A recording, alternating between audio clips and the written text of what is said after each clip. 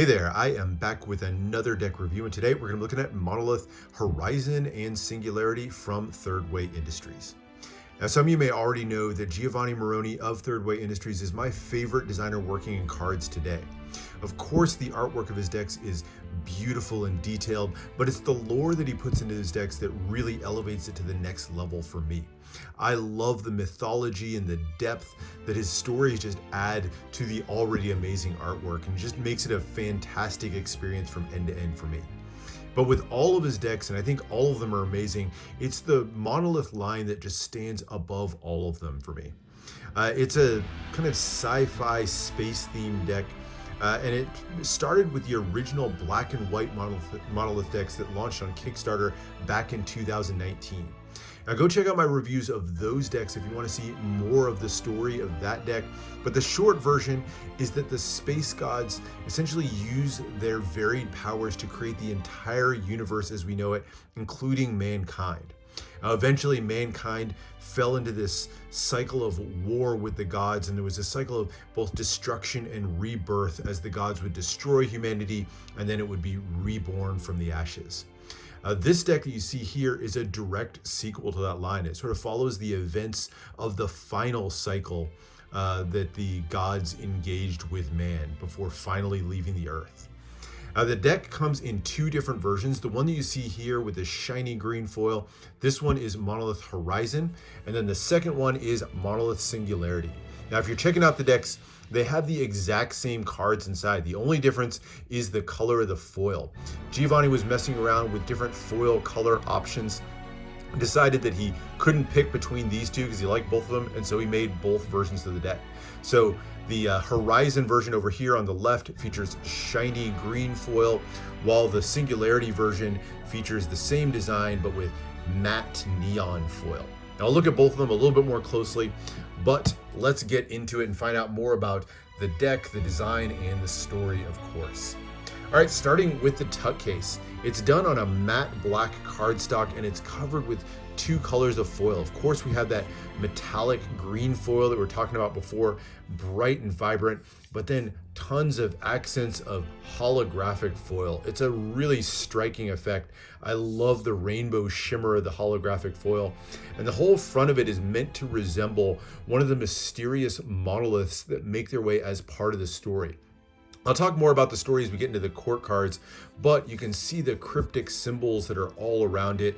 Almost has the appearance of things like crop circles or just all sorts of different elements that don't really have a discernible meaning, but kind of give this mysterious feel to the tuck overall. I really love how that holographic and the green work together, and against that dark tuck case, it's a really great look overall.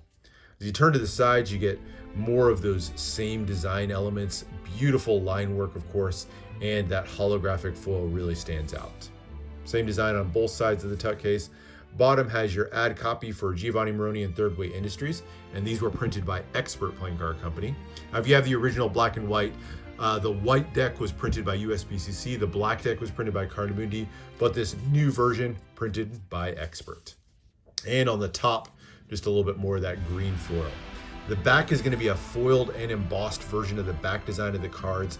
Lots more brilliant holographic foil showing. I'll look more at the details of that in a second, but then it's finished out with a holographic postage stamp style seal. Really beautiful line work once again on it, and you'll see they're individually numbered. So mine is number 1414 out of the 2500 or 1500 deck run. All right, as you open up the inner flap, more green circular designs glowing with little tiny accents of that holographic foil, and nothing printed on the interior of this tuck case. So beautiful design as always. Now that's the Horizon version. The Singularity version features the exact same artwork and the same cards, but you can see the distressed look that he achieved with that matte green foil. That's an intentional design decision to kind of give it that more distressed and ancient weathered look. And I think it's really successful. For me personally, I actually like this version a little bit better. I think that sort of wear in there, and you can see the little scuffs and things like that show up. Just gives it a distinctive look, and I like how, despite being less shiny, how bright that green matte color looks, that neon, the neon coloration there. So same design otherwise, but wanted to show you both different versions of the deck. Well, let's get into the cards, and we'll start with the back design. Now these are done on an all black card, and they use an effect called flood foiling. And that's how you get the really shiny finish on these. So essentially what happens is the entire card, edge to edge, is covered with holographic foil, and then all the inks that you see, the black and the green, are layered on top. By doing that, you don't only get the parts where the holographic foil shines through, but the entire card just takes on this sort of shimmer, even the parts with the inks that are over them. It's a great effect. It's one that Jackson Robinson also uses on some of his decks. But for me, the vibrance that this one shows, it's absolutely beautiful. Lots of design elements. And again, just like the tuck case, really sort of cryptic and mysterious all the way through. The mixture of the holographic foils and that green neon ink is just a striking contrast. It was one of my favorite things about the original decks, and I love that it's carried forward here and made even more vibrant and beautiful with that flood foiling technique. Love the series of borders that go all the way around, all done in the holographic foil that's exposed through the ink, and then finishes out with a nice thin black poker border. Now, unlike the original Black Monolith decks, the faces of the cards are also black as we get into those. Now I'm going to save the jokers for the end because they play a role in the story. So we're going to start out looking at the 4 aces for this one. Now the 4 aces are all sort of equal. There's no one power ace per se. And they feature large pips in the middle and then tons of holographic foil detail all the way around. Similar design elements to what we saw on the tuck case and on the back design, and that same sort of frame border that really shines. The pips themselves are done in either neon green for the spades and the hearts, and then the diamonds and the clubs are done in this bright orange. Really vibrant neon colors. Interesting that he chose not to kind of match the traditional black card. So usually you'd see the club and the spade the same color, but in this case he used the club and the diamond as one color and the spade and the heart as another. The pip and index in the corner, there's really only slight color differences on these. So we went with an interesting color choice on these.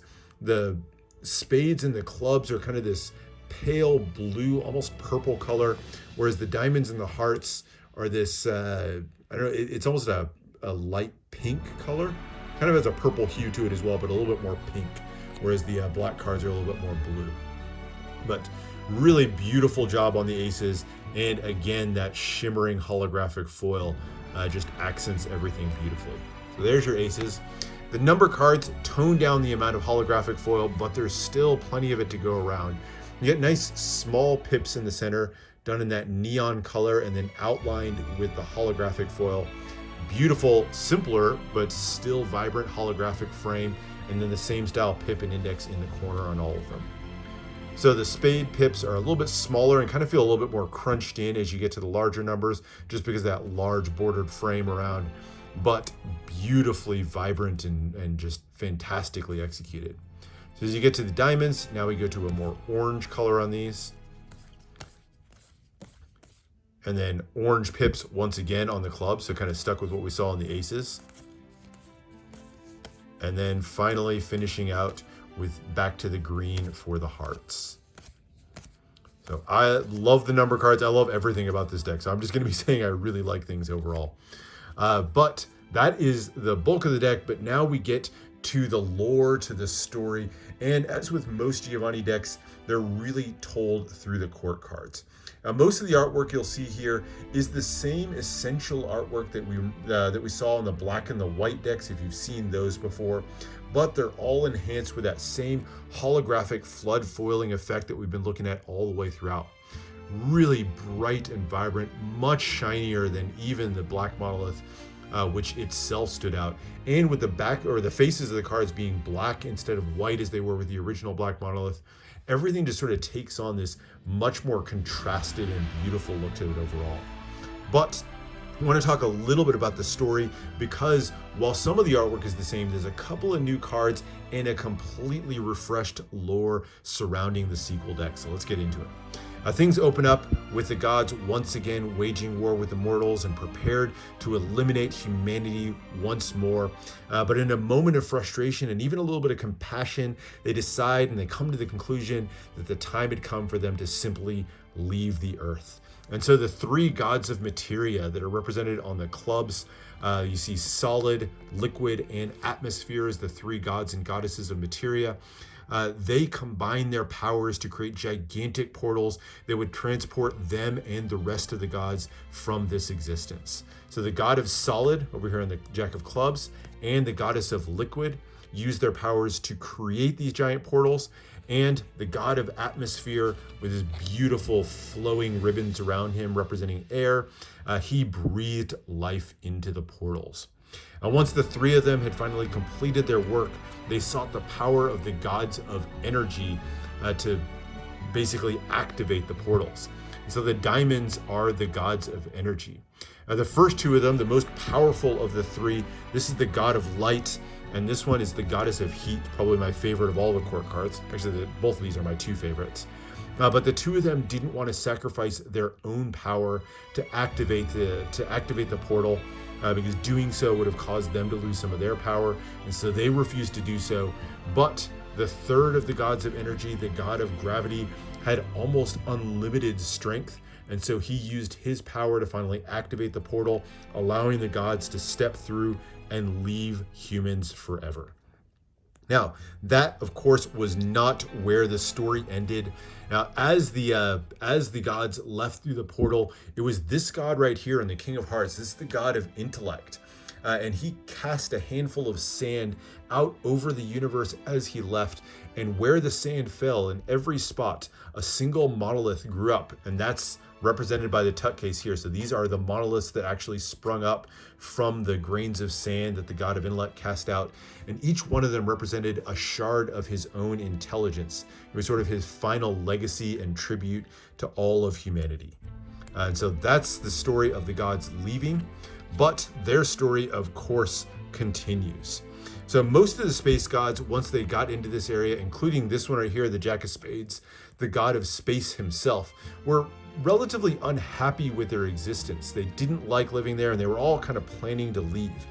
But some of the gods of void moved in to stop them. So the spades are the gods of void, and specifically, it was the King of Spades here, arguably the most powerful of all of them, the god of eternity. And he was the one who wanted to stop his brethren from leaving their existence. And so he ordered the Queen of Spades here, the goddess of absolute zero, along with the god of gravity, to create a final being, a god of destruction and a god of black holes. And their creation is represented on one of the two new cards in the deck. This Joker, his name is Sagittarius. He was an incredibly powerful being, commanded black holes, and was capable of just immense destruction, to the point that he actually scared and terrified most of the other gods. It's a beautiful design on the one-way court here, and features, honestly, as much holofoil as we've seen up to this point, even more than some of those other cards. But there's Sagittarius, beautiful and bold and strong. And the other gods obviously were terrified of him, and so they wanted to craft a plan. And it was the god of intellect, who we saw a second ago, who finally crafted a plan to battle against Sagittarius. He ordered flora and fauna. These are the gods who created the plants and the animals. Flora and fauna to create a being that would be able to stand somehow as a final hope against Sagittarius. And so their child right here, this is Terra. And she was sort of the final hope for the entire universe. And it was she who was going to be the one who was destined to stand against Sagittarius. And so Terra is the second of the Jokers, and sort of the two of them stand in opposition. And that's it. That's where the lore kind of makes an abrupt end. Now, it kind of hints that maybe the struggle between these two, that struggle between Sagittarius and Terra, might be the inspiration for a deck in the future. I mean, I don't know for sure, but I'm really hoping so, because I am loving all the story that goes with these Monolith decks. So that's where we'll sort of end this story for this one. Really beautifully crafted. And like I said, I love the lore of these decks. Now let's talk a little bit about the stock and handling of these. Now, if you've seen some of Jackson Robinson's decks, you'll know that the technique that's being used on these with the flood foiling creates decks that are much thicker than your average deck. These aren't as thick as some I've seen, but this is definitely a good bit thicker than your average deck. And as a result, it's a little bit harder to handle. Definitely a good bit stiffer, harder to shuffle. But in terms of like fanning and slide on these, they actually handle reasonably well on that front. So you get really nice smooth fans on these, just a little bit harder to shuffle compared to your classic decks, and much harder compared to like a really thin Cardamundi deck or something like that. That said, I don't think that this is a deck for handling and flourishing at all. This is really just an art and story deck. I think most third way decks kind of fall in that realm. This is a collector's art deck. And so in that regard, it doesn't really bother me that the handling is, sacrificed to a small degree on this one. I think the artwork just helps this one stand above everything else. So for me, an absolute must-have deck in any collection. The Monolith series as a whole is absolutely brilliant, and this is a great addition to that series. So that's it. That is the look at Monolith, Horizon, and Singularity. Just as a reminder, the cards on the two of these are exactly the same, so I'm not going to be looking at both versions. And if you're interested, just pick the one with the foil that you like better, or better yet, pick up both of them. They're available on Thirdway's site right now, and I'll put a link down in the description where you can go pick up a set for yourself. That's it for now. Hope you enjoyed this look into the sequel that expands on my favorite series in playing cards today, Monolith. Thanks for watching. Make sure to subscribe for more deck reviews and unboxings. Let me know what else you want to see, and I'll see you for the next one.